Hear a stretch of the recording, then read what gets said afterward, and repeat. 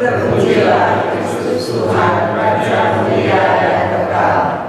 Akulah terang dunia, sabda Tuhan. Barang siapa mengikuti aku, ia akan mempunyai terang hidup. Terpujilah Kristus Tuhan, Raja mulia dan kekal.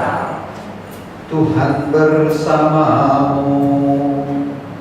Dan bersama rohmu. Inilah Injil suci menurut Matius.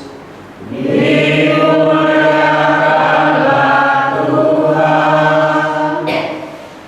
Pada waktu Yesus akan pergi ke Yerusalem, ia memanggil ke-12 muridnya tersendiri dan berkata kepada mereka, "Sekarang kita pergi ke Yerusalem, dan Anak Manusia akan diserahkan kepada imam-imam kepala dan ahli-ahli Taurat, dan mereka akan menjatuhi dia hukuman mati. Mereka menyerahkan dia kepada bangsa-bangsa yang tidak mengenal Allah, supaya ia diolok-olok, disesat, dan disalibkan. Tetapi pada hari ketiga ia akan dibangkitkan." Maka datanglah ibu anak-anak Zebedeus beserta anak-anaknya kepada Yesus, lalu sujud di hadapannya untuk meminta sesuatu kepadanya. Kata Yesus, "Apa yang kau kehendaki?" Jawab ibu itu, "Berilah berita supaya kedua anakku ini kelak boleh duduk di sebelah kanan kerajaanmu, yang seorang di sebelah kananmu dan yang seorang lagi di sebelah kirimu." Tapi Yesus menjawab, "Kamu tidak tahu apa yang kamu minta. Dapatkah kamu meminum cawan yang harus kuminum?" Kata mereka kepadanya, "Kami dapat." Yesus berkata kepada mereka, "Cawanku memang akan kamu minum, tetapi hal duduk di sebelah kananku atau di sebelah kiriku, aku tidak berhak memberikannya. Itu akan diberikan kepada orang-orang bagi siapa Bapakku telah menyediakannya." Mendengar itu marahlah ke-10 murid yang lain kepada kedua saudara itu. Tetapi Yesus memanggil mereka lalu berkata, "Kamu tahu bahwa pemerintah bangsa-bangsa memerintah rakyatnya dengan tangan besi, dan pembesar-pembesar menjalankan kuasanya dengan keras atas mereka. Tidaklah demikian di antara kamu. Barang siapa ingin menjadi besar di antara kamu, hendaklah ia menjadi pelayanmu. Dan barang siapa ingin menjadi terkemuka di antara kamu, hendaklah ia menjadi hambamu. Sama seperti Anak Manusia, ia datang bukan untuk dilayani, melainkan untuk melayani, dan untuk memberikan nyawanya kepada menjadi tebusan bagi banyak orang." Demikianlah sabda Tuhan. Terpujilah Kristus.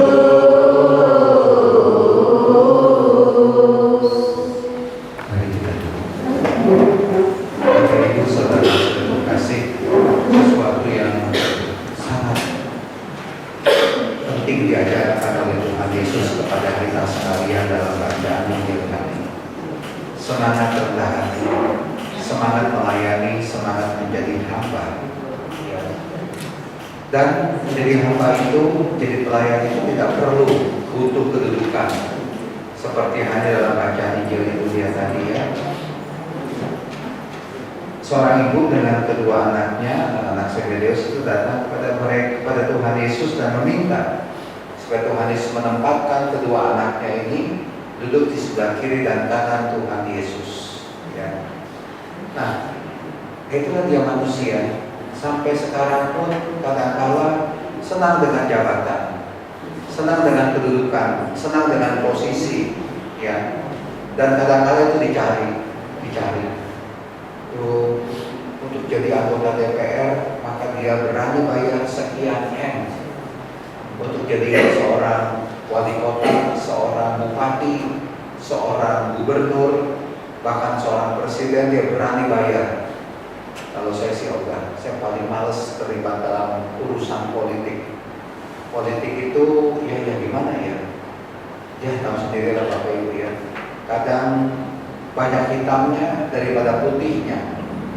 banyak kotornya daripada bersihnya. Lebih baik ya udahlah, kalau Bapak Ibu terlibat dalam bisnis, ya udah bisnis saja lah, kerja saja, nggak usah pikir politik itu ya. Kalau politiknya benar, tapi kalau politiknya kotor, ya susah juga itu ya. Tapi kalau di Indonesia silakan Bapak Ibu memikirkan sendiri ya. Tapi itulah dia kedudukan, posisi. Bahkan kadang-kadang untuk bisa mencapai suatu posisi maka akan terjadi itu sikut menyikut, apa ya, membunuh karakter orang, menjelek-jelekan orang, ya kan dia. Ya. Maka dari itu Tuhan Yesus mengajak kita untuk lepas dari segala jabatan-jabatan. Maka dari itu ketika Tuhan Yesus itu digoda oleh iblis, naik melihat pemandangan yang itu, ini semua akan diberikan kepada kalau kau menjatuhkan diri itu ya. Tapi Tuhan Yesus tidak melakukan hal itu semua. Yesus tidak gila kehormatan, Tuhan Yesus tidak gila kedudukan, Tuhan Yesus tidak gila harta, Tuhan Yesus tidak gila hal-hal duniawi. Kalau orang sudah menjadi gila karena hal duniawi, maka hidupnya itu tidak lagi tentram, tidak lagi damai. Nah, itu kan dia ya. Orang kadang-kadang mencapai suatu posisi sikut menyikut, saling menjatuhkan untuk meraih posisi tingkat satu itu. Bahkan kadang-kadang begini, untuk bisa mencapai suatu posisi, suatu kedudukan, suatu jabatan, kita harus kalau bisa mau mencapai hal seperti itu, posisi seperti itu, kadang-kadang tawarannya itu begitu berat. Tawaran itu apa? Tinggalkan Tuhan Yesus. Ada itu. Banyak itu ya, banyak itu ya. Karena untuk bisa jabatan tertentu, posisi tertentu, untuk bisa mencapai bintang di pundak, maka banyak juga yang meninggalkan Tuhan Yesus. Untuk meninggalkan jabatan, meninggalkan Tuhan Yesus. Saya kenal dengan satu dokter di sekitar tahun 2005-an begitu ya. Saya ke dokter tersebut. Lalu dokter itu ngomong begini ya, umat juga udah ngomong sih, Romo dokter ini begitu setia sama Tuhan Yesus ya. Sekali waktu dialaman di suatu negara di Malaysia ya, di Malaysia, dan karena pengabdiannya itu di Malaysia, dia akan diberi gelar datuk. Yang saya dengar dari umat yang hadir itu, umat mengatakan demikian. Dia akhirnya menolak gelar datuk tersebut. Karena untuk bisa mencapai gelar datuk itu, pada saat itu dia diminta dihadapkan pada suatu penawaran, kalau you mau meninggalkan Tuhan Yesus, maka you dapat gelar datuk. Meninggalkan Tuhan Yesus. Tapi dokter ini akhirnya tetap mengatakan saya tidak mau melupakan Tuhan Yesus, saya tidak mau meninggalkan Tuhan Yesus. Saya tetap mau mengikuti Tuhan Yesus ya. Dan akhirnya dia tidak mendapat gelar datuk, dan akhirnya dia kembali ke Indonesia, berkarya di Jakarta. Tapi itu dia ya. Kadang-kadang manusia itu sering mengejar hal-hal kedudukan, posisi, jabatan tersebut. Tapi yang penting dalam kehidupan ini, Tuhan tidak melihat posisi kita, jabatan kita, kedudukan kita itu apa. Tuhan Yesus tidak akan melihat. Tapi yang mau Tuhan Yesus lihat adalah bagaimana pengabdian kita ya. Tadi Tuhan Yesus, barang siapa yang hendak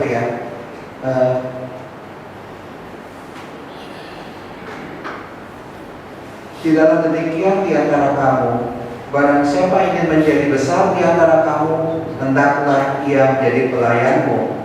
Dan barang siapa ingin menjadi terkemuka di antara kamu, hendaklah ia menjadi hambamu. Jalan yang diambil ditempuh oleh Tuhan Yesus dan diajarkan kepada kita menjadi pelayan, menjadi hamba. Bapak Ibu di rumah punya pelayan, mungkin punya pembantu ya. Pembantu itu posisinya rendah. Bahkan saya ingat almarhum Paus Yohanes Paulus II. Dia mengatakan dirinya begini, ego sum servus servorum. Artinya apa? Saya ini adalah hamba dari segala hamba. Hamba itu sudah rendah. Dia ambil lagi mengatakan dirinya sebagai hamba di antara segala hamba. Ini ada hamba-hamba, dan dia itu meletakkan dirinya di bawahnya lagi. Itu semua mengatakan apa kepada kita? Semangat rendah hati. Keutamaan kita adalah keutamaan dengan semangat rendah hati, bukan kesombongan, bukan jor-joran, bukan keangkuhan, bukan penampilan yang necis, bukan dengan aksesori yang ada di dalam di tubuh, melekat pada tubuh kita yang begitu hebat, yang begitu luar biasa. Tidak. Tuhan Yesus kembali mengingatkan kita bagaimana kita mempunyai semangat rendah hati. Tuhan Yesus sedang membutuhkan, tidak melihat jabatanmu apa, posisimu apa, kedudukanmu apa, di gereja jadi apa, di PKK jadi apa, di sekretari apa, perduki jadi apa. Tapi yang Tuhan Yesus lihat adalah bagaimana kamu bisa melayani, bagaimana kamu bisa mempunyai sikap rendah hati, bagaimana kita ini bisa berbela rasa kepada orang lain. Itu yang Tuhan Yesus kehendaki. Ya, sekali lagi, semangat rendah hati ini harus ada dalam diri kita, dan tinggalkanlah keinginan-keinginan duniawi yang kerap kali tidak membuat kita bahagia. Keinginan duniawi tidak bisa membuat kita bahagia. Kita kepengen jadi wali kota, sudah jadi wali kota kepengen jadi bupati, sudah jadi bupati pengen jadi gubernur, sudah jadi gubernur pengen jadi presiden, sudah jadi presiden mau jadi apa lagi saya nggak tahu. Itu nggak happy, nggak bahagia. Kalau kita mengejar terus ke atas nggak bahagia. Saya punya keinginan menabung uang bisa sampai 100 juta. Sudah punya 100 juta, saya kepengen lagi punya 200 juta. Sudah punya 200 juta, kepengen lagi punya 300 juta. Kepengen lagi sampai akhirnya dia sampai kepayahan, kecapean untuk mendapatkan uang yang dia inginkan. Tapi begitu dia dapat, apakah dia bahagia? Belum tentu. Pengen punya rumah yang begitu bagus. Pengen punya rumah, awalnya bisa punya rumah 1 lantai, lalu akhirnya pengen punya rumah 2 lantai, pengen punya rumah 3 lantai, pengen punya rumah yang perabotannya bagus-bagus. Kalau semuanya sudah dapat, dia happy? Belum tentu. Kadang-kadang kalau saya lewat perumahan-perumahan yang mewah, seperti di mana ya, di Pantai Mutiara, di Ancol itu ya, Marina, rumahnya besar-besar yang menghadap ke laut, saya mengatakan, saya kadang-kadang begini, ini rumah mewah-mewah, ini yang menempati rumah ini siapa? Jangan-jangan orang yang punya rumah tersebut tidak bisa menikmati rumah tersebut. Yang menikmati rumah itu siapa? Bapaknya, supirnya, anjingnya, kucingnya. Itulah dia. Gak dinikmati. Kepengen punya perhiasan, cincin banyak, wah dari emas, dari berlian. Sudah dapat setengah karat, pengen 1 karat. Sudah dapat 1 karat, pengen 1,5, pengen 2 karat, pengen 3 karat, pengen berapa karat. Kalau sudah dapat 5 atau 6 karat, bahagia. Begitu meninggal nggak dipakai. Yang pakai mungkin anaknya, yang pakai mungkin orang lain. Itu dia. Ya bukan berarti kita ya udahlah malas-malasan aja, cuek-cuekan saja dalam kehidupan ini, bukan begitu. Tapi yang mau saya katakan adalah letak kebahagiaan kita itu bukan pada hal-hal duniawi. Tapi begitu kita dihadapkan pada pilihan, mau kedudukan atau mau ikut Tuhan Yesus, yang mesti kita pilih adalah mengikuti Tuhan Yesus. Mau kekayaan atau mengikuti Tuhan Yesus. Banyak orang ya yang untuk mencapai kekayaan, mendapatkan kekayaan itu kadang-kadang dulu saya pernah ingat waktu masih kecil ke Gunung Kawi, minta ke Gunung Kawi kekayaan, tapi katanya nanti ada tumbal sebagaimana. Tapi ya itulah dia. Manusia suka gelap mata. Hal-hal duniawi itu kadang-kadang membuat kita jatuh. Dan sebenarnya bukan di situ letak kebahagiaan kita. Bukan kebahagiaan kita bukan terletak ketika kita memiliki sesuatu, mendapatkan sesuatu, jabatan tertentu, posisi tertentu, kekayaan tertentu. Enggak. Belum tentu itu bisa membuat kita bahagia. Lebih baik biasa-biasa saja. Ya, pagi bisa makan dengan Indomie, syukur kepada Allah. Siapa bisa makan ketoprak, syukur kepada Allah. Rumah 1 lantai nggak jadi masalah, mau 2 lantai maksimal nggak jadi masalah. Mobil cuma mobil yang katakanlah sederhana nggak jadi masalah. Belum tentu orang-orang yang kaya-kaya konglomerat itu enak loh. Jangan-jangan mereka itu konglomerat itu yang jadi direktur, presidir itu dari berbagai macam perusahaan, kekayaannya begitu melimpah, punya mobil Ferrari, Lamborghini segala macam, Rolls Royce. Kalau dari utang Kalau hutangnya numpuk, ngapain? Mana yang Bapak Ibu mau pilih? Punya rumah mewah, mentereng, luar biasa, mobilnya mewah-mewah, hutangnya triliunan. Atau biasa-biasa saja, seperti ini, tapi nggak punya hutang. Anytime mau beli ketoprak, bisa beli. Anytime mau beli sate babi, bisa beli. Dan nggak punya hutang. Mau pilih yang mana? Kalau punya hutang itu udah dikejar-kejar sama hutang. Jadi belum tentu orang-orang yang kaya luar biasa itu hidupnya itu tentram. Jangan-jangan kita yang punya rumah biasa-biasa saja, rumah mobilnya juga biasa-biasa saja, ternyata lebih happy. Ya, nah itulah dia ya yang mau saya katakan. Mari kita lebih mengarahkan hati kita kepada Tuhan. Kita jangan terlalu silau akan hal-hal duniawi. Hal-hal duniawi itu ada, tapi silahkan itu ada dan tidak menggoda kita. Kalau kita sudah tergoda, hati-hati ya. Lebih baik kita hidup penuh dengan kasih dari Tuhan dan kita punya semangat, itu dia rendah hati ya. Rendah. Orang itu menjadi sakit, jadi tidak bahagia kalau membandingkan dirinya dengan orang lain. Loh, kok dia lebih kaya, saya nggak kaya. Kok dia itu lebih tinggi kedudukannya, kok saya nggak punya kedudukan. Kok dia itu lebih happy, saya nggak happy. Nah itulah dia. Yang penting adalah kita selalu mendapatkan berkat dari Tuhan. Berkat melimpah selalu Tuhan berikan kepada kita sekalian. Nah, sekali lagi Bapak Ibu, bersyukur atas segala berkat dari Tuhan dan jadikanlah diri kita ini, hidup kita ini sebagai orang-orang yang rendah hati di hadapan Tuhan. Sekali lagi, yang Tuhan mau lihat adalah bagaimana kita bisa memperhatikan orang lain, bagaimana kita bisa berbuat baik kepada orang lain, bagaimana kita bisa berbuat kasih kepada orang lain. Nah, semoga kita bisa mengikuti teladan Tuhan Yesus ini. Amin.